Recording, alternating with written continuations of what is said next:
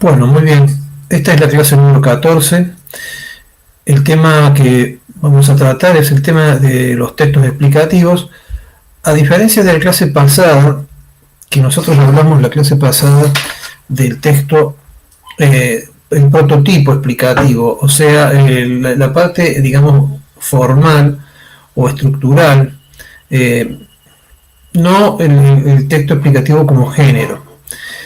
Ahora en esta clase hablaremos específicamente de los textos explicativos como género, o sea, donde circulan textos que son predominantemente explicativos. O sea, el prototipo explicativo, como lo habíamos hablado en la clase pasada, puede encontrarse dentro, sobre todo, de textos argumentativos, por ejemplo, o incluso de textos narrativos. Puede haber dentro un prototipo explicativo, o sea, una parte del texto que es explicativa.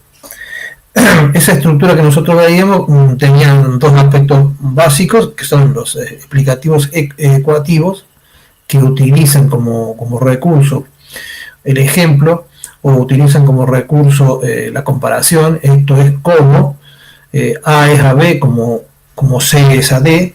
Bueno, esa estructura explicativa se llama ecuativa y no son explicaciones propiamente dichas. Las explicaciones propiamente dichas son causales. ¿Qué quiere decir esto de causales? Que son, disculpen un segundo, a ver si tengo muchos reflejos de él. No sé por qué me refleja la pantalla. Si me saco los anteojos, bueno, sin anteojos no refleja. ¿Qué son los textos explicativos ecuativos? Son ejemplos comparativos, o sea, se utiliza algo conocido para explicar lo desconocido. Las explicaciones propiamente dichas son causales, y habíamos visto que había varias formas de la explicación causal. La explicación causal por probabilidades o por leyes, como la ley de la gravedad. La explicación causal genética, o sea, que se refiere a un origen, a una historia de un fenómeno, por ejemplo, el origen de una enfermedad o el origen de un proceso histórico. La explicación por lógicas, donde en la explicación por lógica hay un sujeto deseante, un sujeto que quiere, tiene que haber un sujeto, tiene que ser alguien que desea algo. De ese deseo surge un efecto. Ese sujeto puede ser individual o colectivo, pero indudablemente de ese deseo, de ese proyecto, surge la explicación de los hechos, ¿no? Por ejemplo, en la lucha de clases, por ejemplo, se podría explicar por lógicas. Y la explicación por... después tenemos la genética por lógica, y tenemos la explicación causal por probabilidades. Y después tenemos otras, que es la funcional. La explicación funcional, como yo les decía, es una explicación que depende de un sistema. O sea, cuando uno dice esto es funcional, por ejemplo, una familia es disfuncional, estamos implícitamente diciendo que una familia es un sistema. Y en este caso, un sistema que no funciona porque sus partes no colaboran a esa constitución. Entonces, cuando nosotros decimos una familia es disfuncional, ya estamos diciendo que consideramos que la familia es un sistema. Subyace la idea de sistémica. Bueno, esas son las estructuras. Pero ahora vamos a ver un poquito la explicación como género. O sea, cómo funciona. Cuando la analizamos como género, no la estamos analizando desde el punto de vista de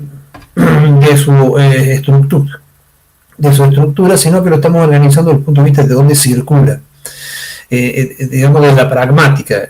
En los hechos, ¿dónde están los textos explicativos? ¿Dónde circulan? ¿Cuándo los consumimos? Y acá tenemos muy en cuenta el punto de vista del destinatario, o sea, ¿a quién van destinados los textos? Cuando nosotros analizamos el texto explicativo desde el punto de vista de a quién van destinados, lo que vamos a ver es que aquí hay básicamente tres tipos, pero son, digamos, tres tipos que tienen diferentes formas. Los tres tipos son, el tipo teórico, o sea, el texto explicativo teórico, que utiliza la explicación causal, etc. El texto explicativo didáctico y el texto explicativo de difusión. Partamos, el más profundo, el más desarrollado es el texto explicativo teórico. Es son los tipos de textos que implican un destinatario iniciado, o sea, un destinatario que conoce el tema. ¿Dónde circulan los textos explicativos teóricos? Bueno, en conferencias de especialistas, en congresos, ciertos textos específicos para especialistas, ¿no? Implica que el público al cual va destinado es un público formado. Recuerden que la diferencia, después lo vamos a ver, entre texto explicativo y argumentativo también tiene que ver con la relación de poder o la relación de prestigio. Claramente siempre el texto explicativo implica una diferencia de nivel de conocimiento. El que habla es reconocido como un especialista y los que escuchan de alguna manera aceptan sus textos. Entonces eso es fundamental porque si no sería un texto argumentativo más que un texto explicativo. Pero bueno, estos textos explicativos teóricos circulan entre especialistas. Claramente, por ejemplo, en el caso universitario son textos que implican, por ejemplo, estudiantes que ya tienen un tercer o cuarto año de estudios. En primer y segundo año todavía, por lo general, los textos explicativos teóricos son un poco complicados porque todavía no han adquirido el conocimiento previo necesario para leer un texto explicativo teórico. Luego tenemos el texto explicativo didáctico. El texto explicativo didáctico se incluye en el sistema educativo y tiene grados. Va desde la primaria, la secundaria y la universidad. Claramente no son los mismos los textos explicativos cuando a un chico de 7, 8 años que a un adolescente de 15 o a un estudiante de 18, 19 o 20 años. Entonces, el texto didáctico se adapta al nivel del destinatario. Y están, digamos, estructurados en función de los grados, ¿no? Recuerden que la educación generalmente en el mundo es gradual, ¿no? La ley 1420 estableció una educación gratuita y gradual, ¿no? Que significa que se va por pasos, por años, y se va evolucionando. Entonces, el texto didáctico se tiene que adaptar a ese pensamiento gradual. Existen todo un análisis teórico acerca de las didácticas, de cómo ir adaptando esos textos teóricos al texto didáctico. El texto de base siempre va a ser el texto teórico. Y después habrá especialistas en didáctica que adaptarán esos textos a los diferentes niveles. Ese es el segundo nivel. Y el otro texto es el texto de difusión. Bueno, hay, por ejemplo, científicos que son especialistas en difusión de las ideas. Bueno, ahora han circulado muchos textos, por ejemplo, con respecto a la pandemia. Ustedes lo ven sobre todo los medios masivos, ¿no? Los medios masivos y en Internet habrán visto muchísimo material sobre explicaciones de la pandemia de diferentes maneras, con gráficos, ecuativas, etc. Bueno, esos son textos de difusión. Los textos de difusión, a diferencia de los textos didácticos, no están graduados de acuerdo a la edad, sino que van dirigidos generalmente a una edad estándar. Se considera, por ejemplo, 18 años, ¿no? O sea, o, por ejemplo, niños, quizás niños o 18 años. Por ejemplo, por eso están los canales para niños y los canales para adultos. O por eso están, incluso cuando ustedes encargan un video de YouTube, les va a preguntar si el contenido es para niños o no, ¿no? O sea, esa diferencia entre niños y adultos se hace en la difusión, pero no se hace la diferencia gradual del texto didáctico que se, bueno, primer grado, segundo grado, tercer grado, primer año, segundo año, tercer año, estudiantes iniciales, primer y segundo año en la universidad, estudiantes avanzados, tercero, cuarto y quinto, ¿no? Estudiantes de posgrado. Esa diferencia no se hace con el texto de gradual, con el texto de difusión. La diferencia que se hace es entre menores, ¿no? Y personas mayores. O sea, 18 años suele ser el límite. El texto de difusión está dirigido a un público en general, que no es especial y no está organizado para como un curso, sino que simplemente es de consumo abierto. Utiliza los medios masivos o los medios digitales, sobre todo, no las páginas, después vamos a ver más adelante las páginas especializadas del desarrollo científico, y en cambio utiliza las páginas, generalmente las .com, ¿no?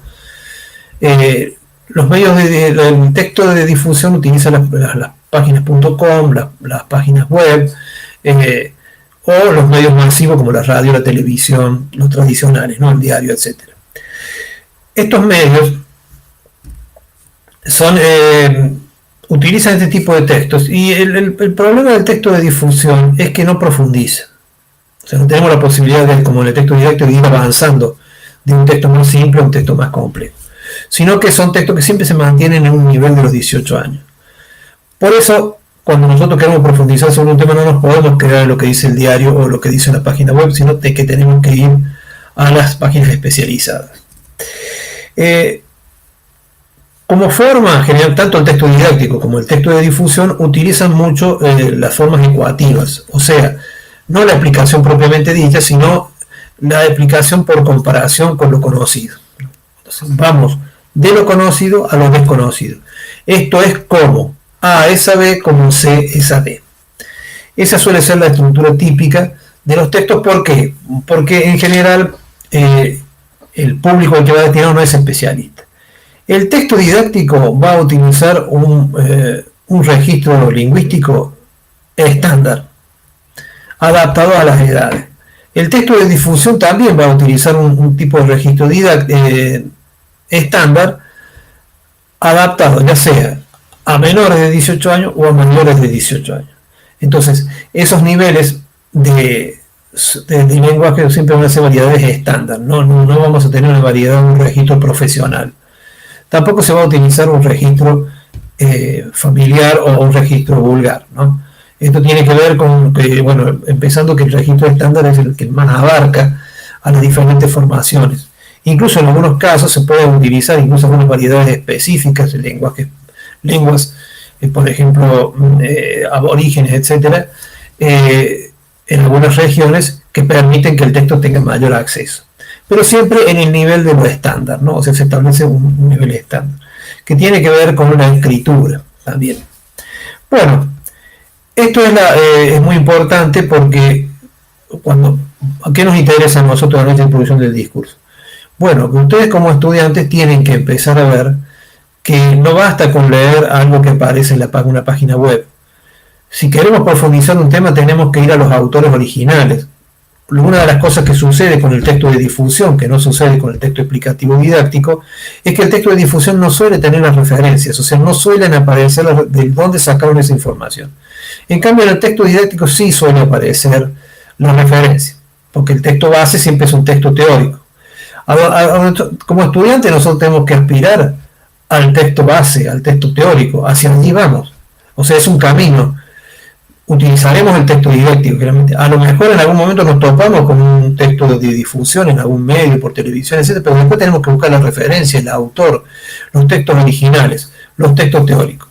Por supuesto que el texto teórico requiere una formación inicial, o sea, requiere de iniciados de formación. Por eso muchas veces muchos de los textos se llaman introducción a, o sea, introducción a una temática, a un campo de discusión. Sin esa iniciación es difícil comprenderlos. De allí que como estudiantes ustedes tienen que empezar a ver cuáles son los textos básicos y, por ejemplo, entre otras cosas, tenerlos a los textos básicos. O sea, si hay un libro de un autor que ustedes ven, por ejemplo, en psicopedagogía, tener a Freud, tener a Piaget, ¿no? tener a Vygotsky, ¿no? Estos textos, textos básicos que siempre se van a ver en la materia. Lo mismo que se sucede con historia, por ejemplo. Tienen que tener algún texto, por ejemplo, de Marx, ¿no? El Capital de Marx, lo tienen que leer o tenerlo por lo menos, ¿no? O en otras carreras, ¿no? Siempre hay textos básicos, teóricos, que son necesarios porque después la discusión teórica parte de allí. O sea, parte, por ejemplo, de Freud, ¿no? O sea, a Freud se lo discute mucho, pero básicamente parte de Freud. Entonces tienen que tener esa base inicial, los textos teóricos iniciales, lo cual les va a permitir comprender, porque si no es como cuando uno llega a una reunión que ya empezó la discusión y no se sabe de qué se está hablando, entonces uno no puede opinar, tampoco entiende. La gente discute y no lo entiende porque llegó a la mitad de la reunión y no se sabe de qué se está hablando. Entonces, para saber de lo que se está hablando, el camino son los textos didácticos y después los textos teóricos. Generalmente se considera que los estudiantes ya de tercer y cuarto año ya pueden acceder a los textos teóricos sin mayor dificultad. Y por supuesto los de posgrado. Pero recuerden esto, que cada profesión que cada uno de ustedes ha elegido tiene determinados autores que son básicos y a los cuales ustedes tienen que tener acceso, o por lo menos haberlos leído y comprendido. Muy bien. Con esto vamos a cerrar un poquito los textos explicativos y ya la clase pasada vamos a iniciar el texto argumentativo, que es el campo de discusión, ¿no? donde los temas todavía no están, se replantean, es un campo de información. Digamos, el campo de la argumentación es el más movido, o digamos, que más cambios sufre porque claramente es un campo de investigación. Muy bien, bienvenidos a esta clase y recuerden que tienen que presentar los trabajos prácticos para poder promocionar.